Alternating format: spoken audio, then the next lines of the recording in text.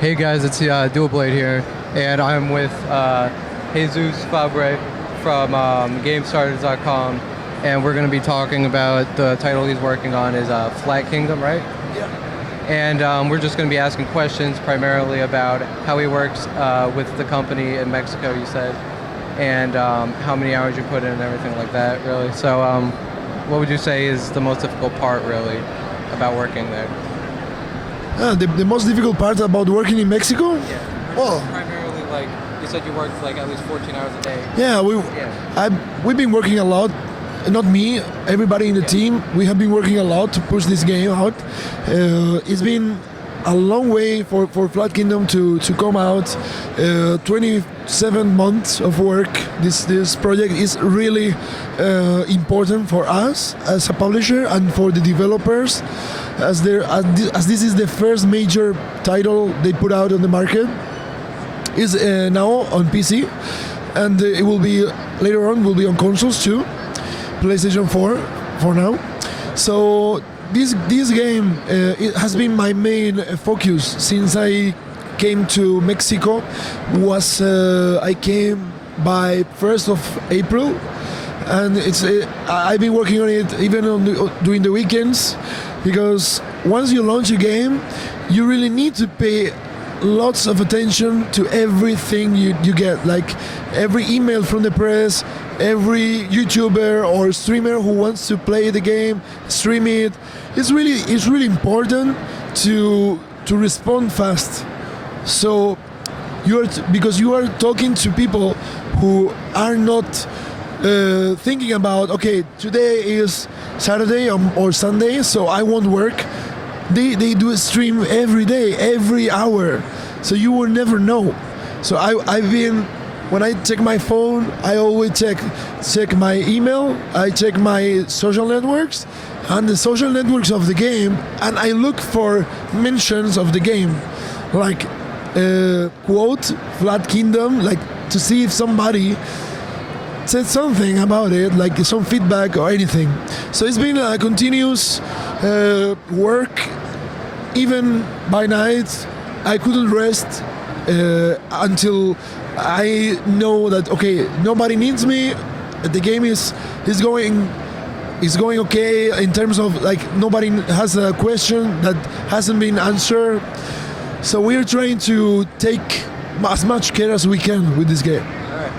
Thank you for that. Thank you for holding the mic too. But now that you talked about how you worked on the game and all the difficulties and everything like that, what is the main focus? What is the story to Flat Kingdom? Yeah. Well, basically, Flat Kingdom is a story.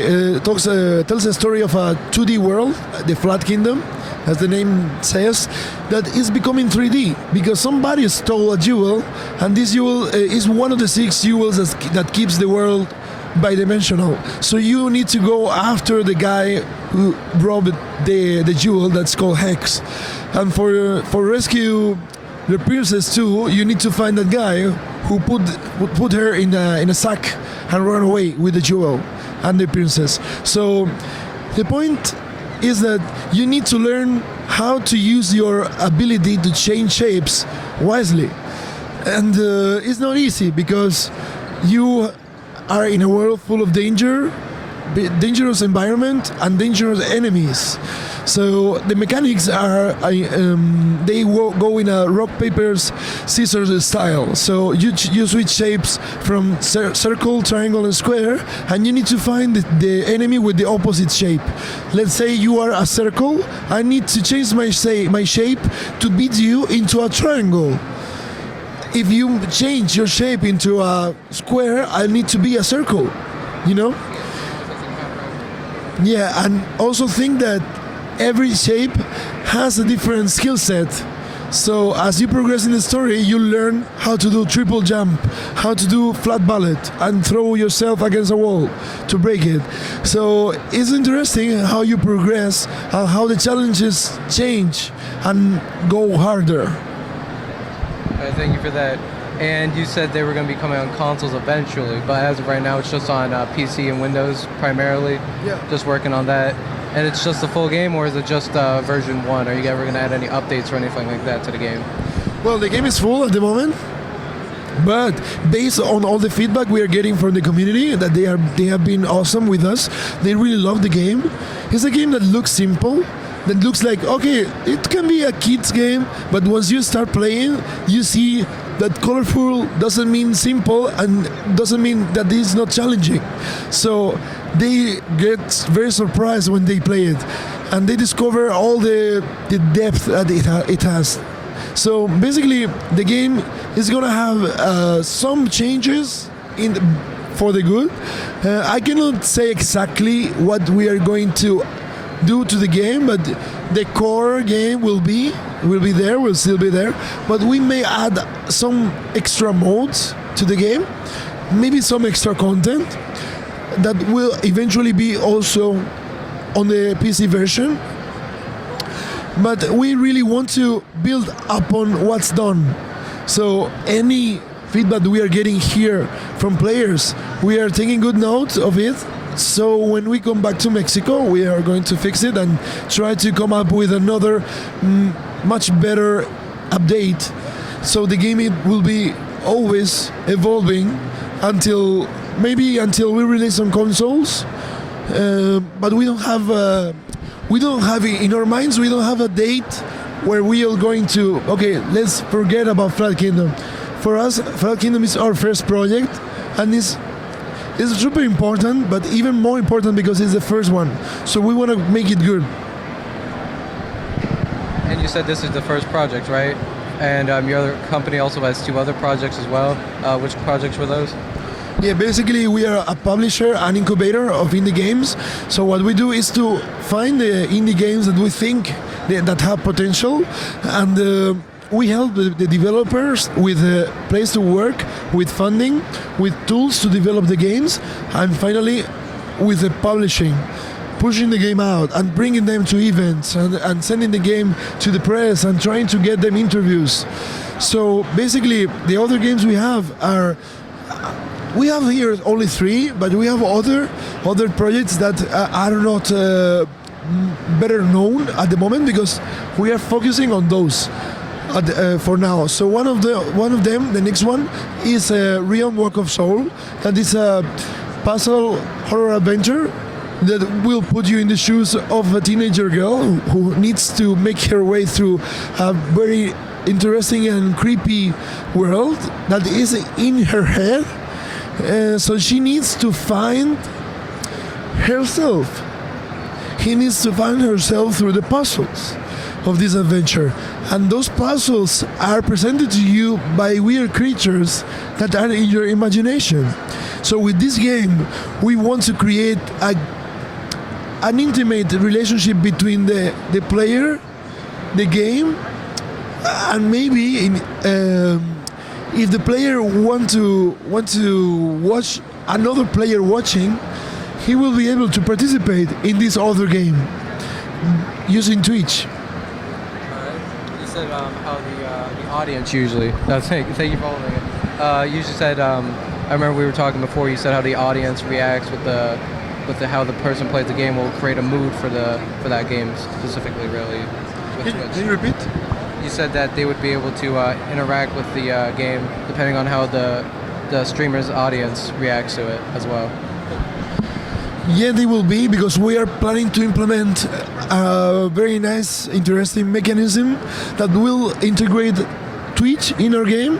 So let's say that you are a streamer and you are joined by 10 people watching, and they have the chance to influence your game.